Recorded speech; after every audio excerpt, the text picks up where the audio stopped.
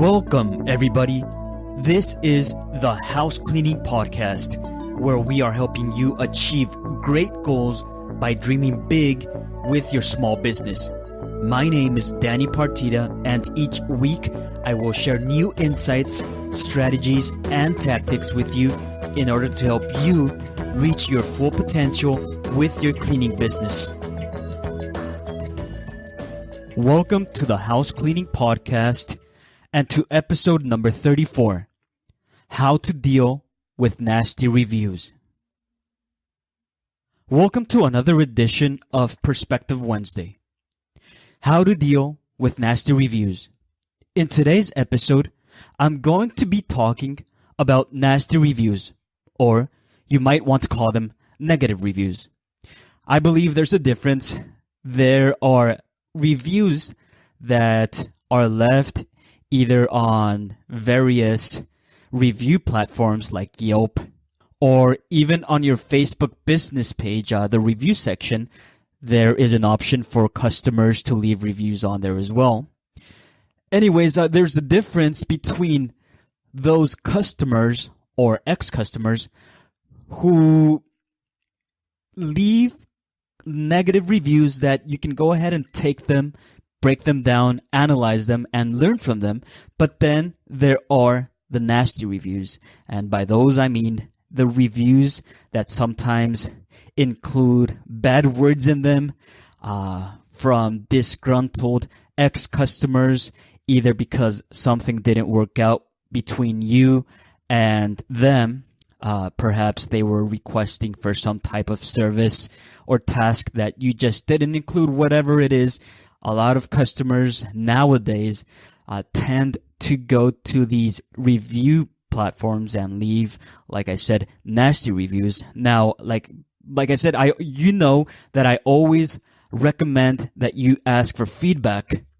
However, why am I talking about nasty reviews today? Well, because recently my family's cleaning business, the business was a victim, I guess we can say, of an ex-customer who went onto our company's website, actually, and left a nasty review. It didn't include any bad words or anything like that, but just left a very, very negative review. Again, on one of our blog posts. And that's the reason that I'm talking to you today about negative reviews or nasty reviews.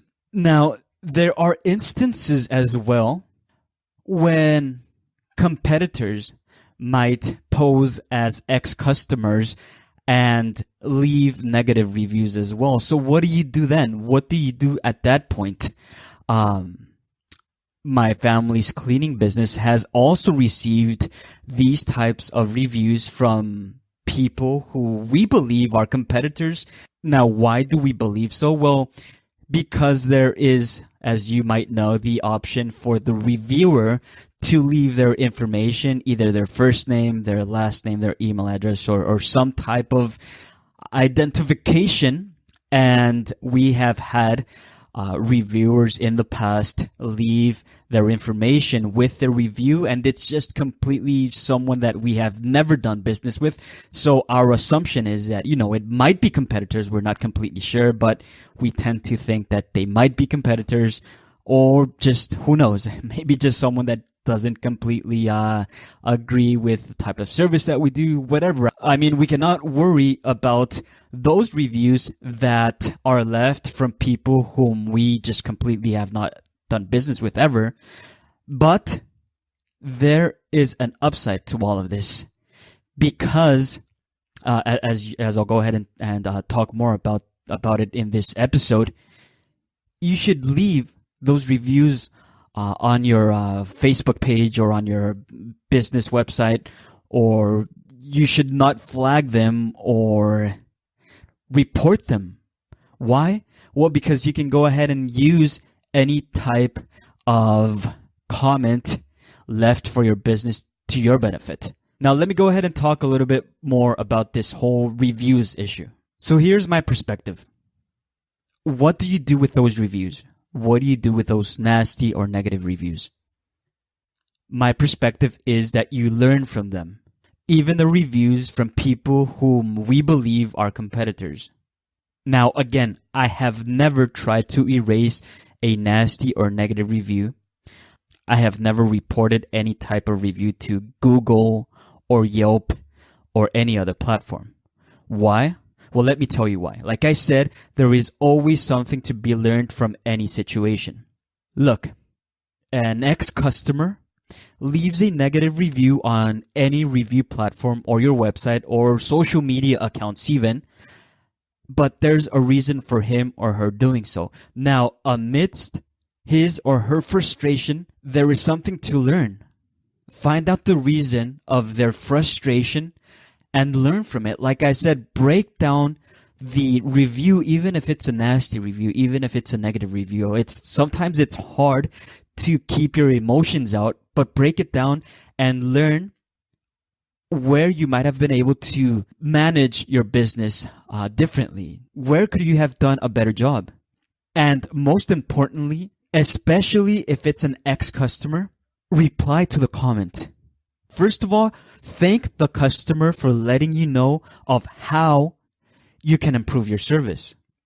And then afterwards, apologize for any inconvenience on your part. And then, you know what? You move on. You learn from that situation. You learn what you could have done better, and you move on. There's no reason to dwell on nasty or negative reviews. It's just mental garbage. So mental garbage, though, that you can learn from. So keep that in mind. You know that I am of the perspective that we can learn from any situation or circumstance. So this is the part where I ask you to change your mindset, change your perspective, modify it so that from now on, you view every situation, every circumstance as a learning experience. The worst thing that you can do is to get into a shouting match online with an ex-customer. It's just not good for your business. It's not good for your mental state. Like I said, there's no point in it. So learn from it, reply to your customer, thank them for the learning experience, apologize for any shortcomings on your part, and move on.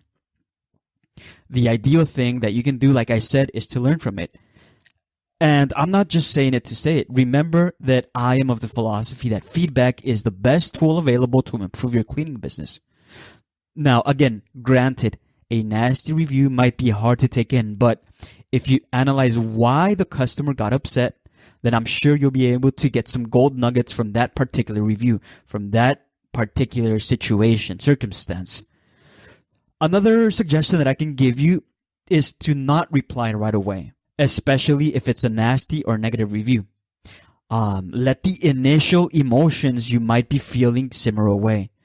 It might be a couple of minutes, a couple of hours, or even a couple of days. I know how it is. I know how it is. The minute you get that notification that you've been left a review and you check it real quick and it's a negative review, I know how you can go ahead and be just burning inside with anger. But sit on it for a few hours, even a few days. Meditate on it.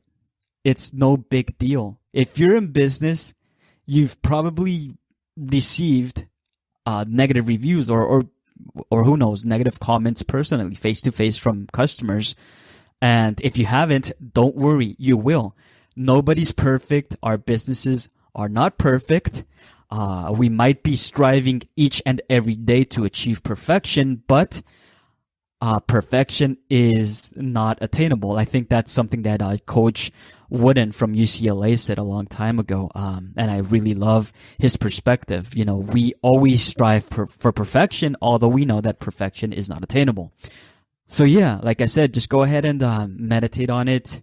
Think about what you're learning from the whole situation, from the whole circumstance, and however long it takes for you to be able to reread the review and without feeling any emotions, then go ahead and take some time, take some minutes out of your day to reply to the customer and go ahead and move on. And replying to nasty or negative reviews might even put you at a greater advantage when you look at it analytically. Why? Well, because it's going to show other customers, whether current or potential customers, that you are a serious businessman or businesswoman who knows how to deal with uncomfortable situations. Now, like I said, if you're in business for yourself, if you own a house cleaning business or any other small business, you will face uncomfortable situations. You will face unsatisfied customers. There will be moments when you think, what did I get myself into? Owning your own business. But you know what? You plow through those moments. You learn from those moments and you move on. And like I said, if in your reply you mention that you are grateful for the learning experience and that you apologize for any inconvenience, then it shows that you are not going to be brought down by the situation.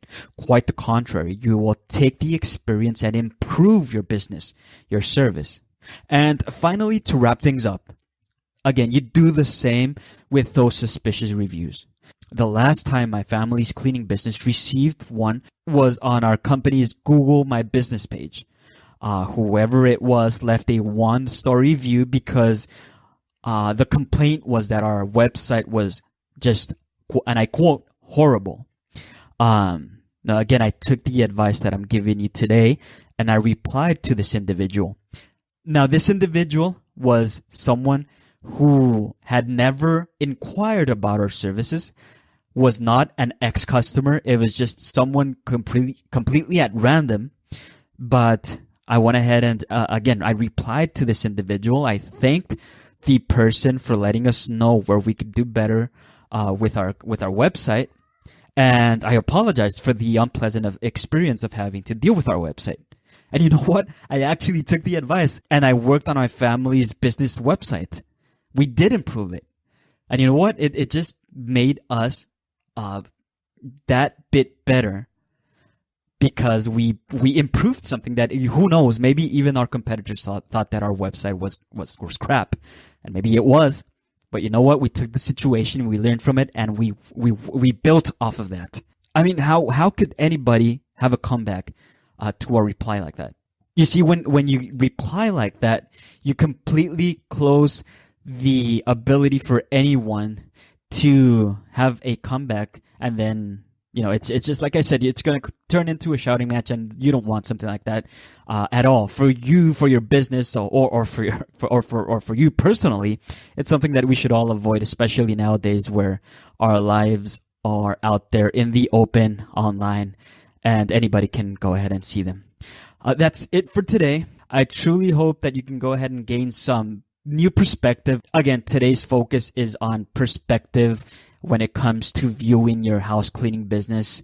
So let me know what you think down in the comments, or leave a comment on any of my social media accounts. You know what they are. If you don't, go check them out in the notes section of the episode.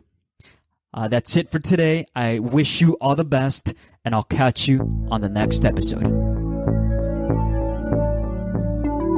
Thanks for listening.